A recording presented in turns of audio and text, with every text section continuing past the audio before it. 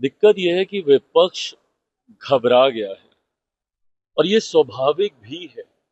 जिस तरीके से एक के बाद एक के बाद एक के बाद एक केंद्र सरकार और राज्य सरकार, मेरे प्रधानमंत्री आदरणीय नरेंद्र मोदी जी और बिहार के मुख्यमंत्री नीतीश कुमार जी ने मिलकर न सिर्फ योजनाओं की घोषणा करने का काम किया है, उनको धरातल पर भी उतारने का कार्य किया। मुझे खुशी इस बात की कि मेरे प्रधानमंत्री ने सिर्फ शिलान्यास नहीं किया, उन्होंने उद्घाटन भी किए हैं और कई ऐसी जन कल्याण की योजना जिसको लागू करने का काम किया, जो विपक्ष सपने दिखाता रहा था बिहार को कि हम आएंगे तो हम ऐसा करेंगे, हम आएंगे तो हम ऐसा करेंगे। अरे प्रभु, दिए तो थे आपको 15 साल। इतनी ही चिंता और इतने ही विजनरी आप थे और आपका परिवार था, तो क्यों नहीं आपने उस वक्त इन योजनाओं को अपने धरातल पर उतार दिया था। ऐसे में आज जब उन योजनाओं की न सिर्फ घोषणा की गई है बल्कि उसको अमल में भी ला दिया गया है। महिलाओं के लिए आपकी सोच तो भैया सिर्फ सीमित इतनी थी कि आप उम्र भर आप उनको अपने ऊपर डिपेंडेंट रखते, हर महीने आप उनको एक किस्त देते रहते, हर महीने आप एक किस्त देते रहते। यही आपकी सोच थी ना। इसी सोच को आप बोल रहे थे कि भैया कॉपी कर रहे हैं, कॉपी कर रहे हैं। क्या कॉपी किया? आज 10-10 हजार रुपए महिलाओं के अकाउंट में डालकर इस बात को सुनिश्चित करने का हमारी सरकार प्रयास कर रही है कि वो उद्यमी बने, वो अपने पांव पे खड़ी हो। और जब एक महिला अपने पांव पे खड़ी होती है तो पूरे परिवार को साथ लेके खड़ा होती है।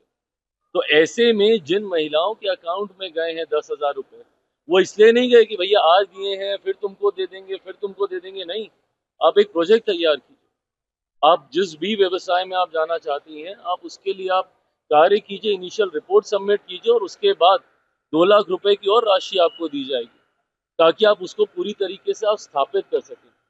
ये विकास की सोच है। ये कैसे एक परिवार को आत्मनिर्भर बनाया जा सके, उस दिशा में उठाया गया कदम है। और स्वाभाविक है भैया, ये ऐसे कदम हैं जो सीधा गरीब कल्याण की योजनाओं को सशक्त करते हैं, महिलाओं को सशक्त करते हैं, परिवारों को सशक्त करते हैं।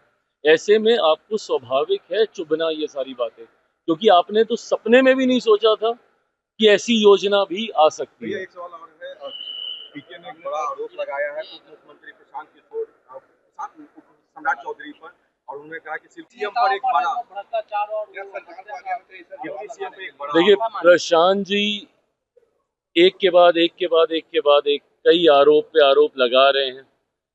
ये सही मायनों में कुछ तथ्यों के साथ वो जानकारी साझा कर रहे हैं या सिर्फ आरोप लगा रहे हैं? मैं मानता हूं कि ये तमाम बातें जांच का विषय हैं। ऐसी राजनीति एक बार हम लोगों ने दिल्ली में भी देखी थी, जब दिल्ली में भी एक मुख्यमंत्री बनने से पहले आम आदमी पार्टी के एक नेता आए थे और आरोपों की सूची उन्होंने लगा दी थी, और उसके बाद जब उनके पास वक्त आया कि उस सूची पे वो कुछ कार्रवाई कर सके तो उन्होंने एकदम खामोशी साध ली थी। मुझे नहीं पता किन तथ्यों के साथ प्रशांत जी इन बातों को सामने रख रहे हैं। मैं मानता हूं कि जिन जिन के ऊपर आरोप लगाए गए हैं वो पूरी तरीके से सक्षम हैं अपना पक्ष रखने के लिए।